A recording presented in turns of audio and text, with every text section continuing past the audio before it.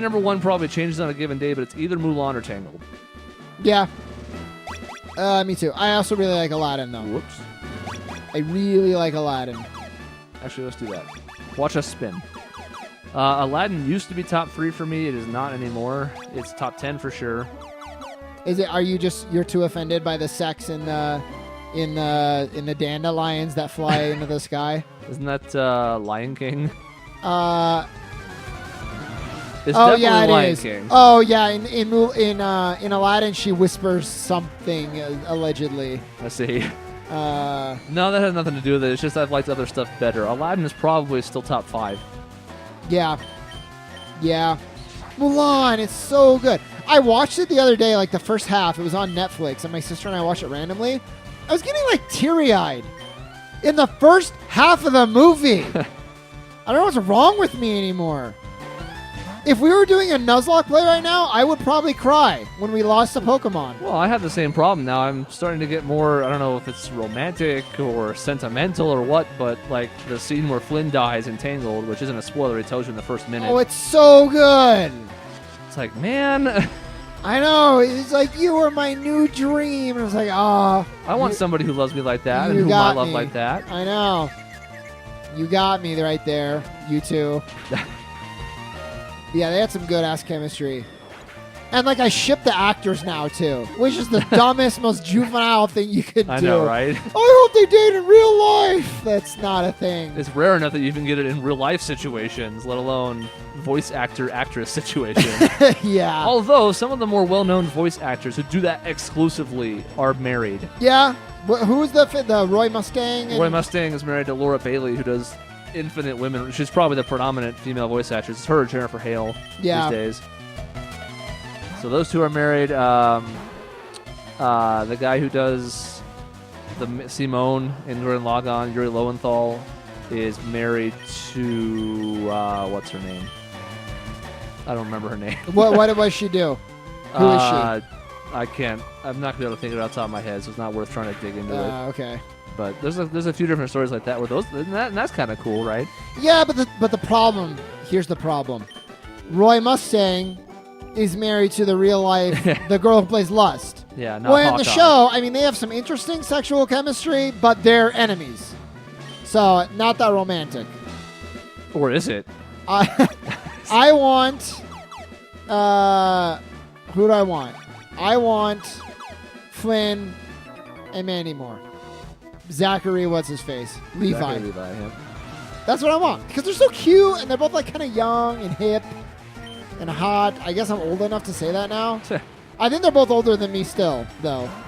I suppose there's one that you can sort of work. It depends on which of the many, many, many universes of Street Fighter that you believe in, because Lord knows they can't keep their stuff together. Man, I'll believe in anyone you want me to believe. So in Street Fighter 4, Laura Bailey voices Chun-Li, and Travis Winham voices Guile.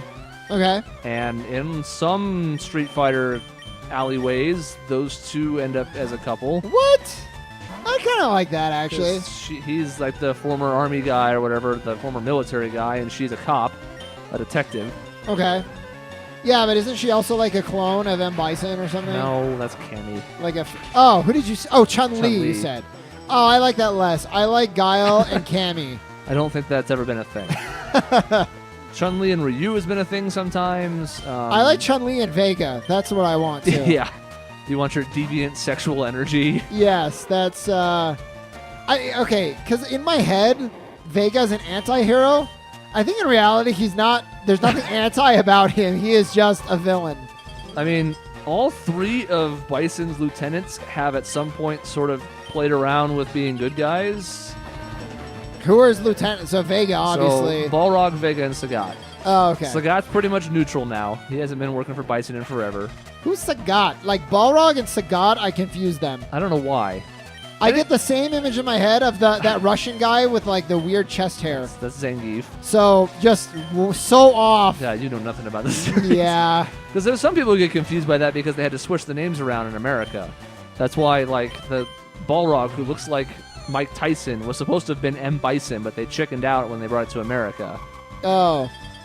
The dictator guy, who we know as M. Bison, is supposed to be Vega. What? Who's Vega supposed to be then? He's supposed to be, who have I not said? Balrog. Oh my god. That's where the confusion comes. Nobody confuses Sagat. He's the big tall guy who does tiger shots all day. I don't. Does he have an eye patch? Yeah, and a scar in his chest. He's kind of like really lanky. Yeah, got a big hole in his chest where Ryu dragon punched him into oblivion. Oh, okay. Anyways, Sagat's been decent. Balrog occasionally, mostly because of money reasons, will go to the good side. Vega really hasn't ever done it. He's just straight up evil. And yet I ship them so hard. He likes to like get blood on his claw and then lick it. I mean, especially if it's Chun-Li's blood. He loves that stuff. Well, see, there you go. Because he loves Chun-Li. Yeah, and that's how he shows it. Exactly. No, they're like, if Chun-Li has like a dedicated like villain, arch nemesis in that series, it's probably Vega, right? It is. Yeah, I mean, she's always after Bison, but she seems to have run-ins with Vega the most. But I feel like half of the roster probably doesn't like M. Bison. Like nobody likes M. Bison. He's like the main villain of that series. You know who likes M. Bison the least? Charlie. Charlie? Street Fighter joke. Oh, I don't know what it is. That's Guile's friend who got killed. Oh. He's in the Alpha games because that's pre-Street Fighter 2. Oh, interesting. He plays a lot like Guile. Oh, that would make sense. Is Guile in those games too? I don't know about all three, but I'm pretty sure he is in Street Fighter Alpha 3. Okay. So they haven't done anything weird, like bring back a cyborg version of him from the death or something? No, there's only been Cyber Akuma. There's been no Cyber Charlie. Okay. Well, they should probably get on that then. We've got some weird paths today with this. But you know what? I'm okay with it, especially because this gym is boring. Yeah. Yeah, it is. Continue going from room to room. That each one looks the exact same. You know, this happens a lot now, and we're spoiled because this wasn't the case before, but there's only 150 Pokemon to choose from, right? So when you break it down out of 17 types, how many types can you really have in all these themed gyms? Yeah. What psychic types are there? That's actually not too bad because you've got the Execute line, and you got the Aber line, and you've got Slowpoke. Drowsy. Yeah, so that one's not that bad. In fact, I'm kind of surprised we're seeing so many of the same thing, but think back to, like, Dark in Gold Silver. Was there a Dark gym? No. There was a Dark Elite Four member. Oh, okay. In Gold Silver? What did they use? Dark?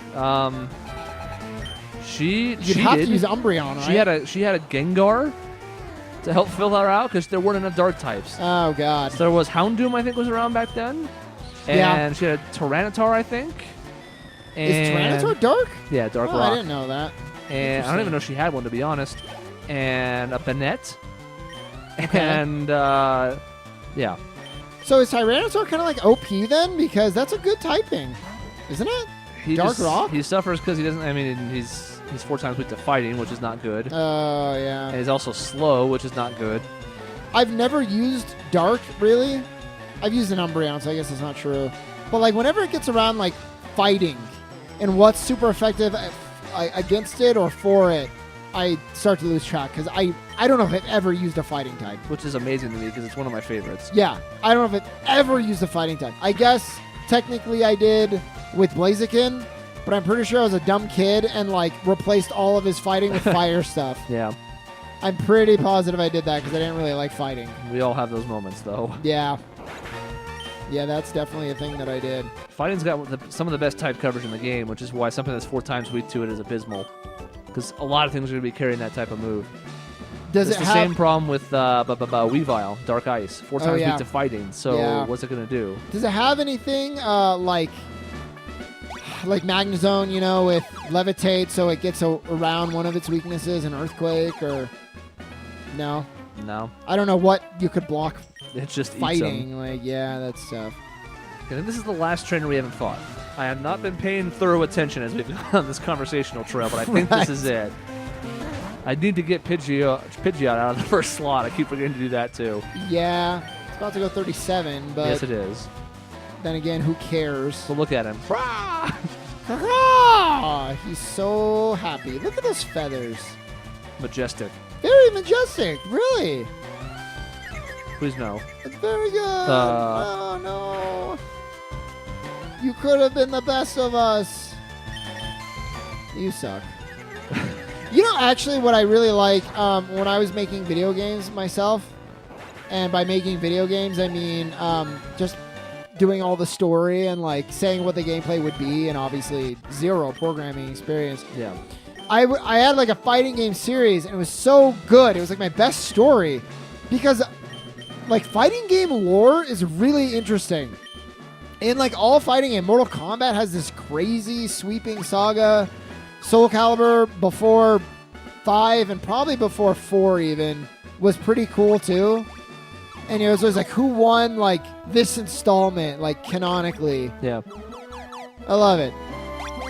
Street Fighter has lore, but they just can't unify it. Yeah. If they could, there'd be a lot of cool stuff to build on, but they don't. Yeah. Oh, I have no idea where I'm going. I'm just going to keep walking into these until I find the right one. I feel like I did something like that. Ah. Oh, good.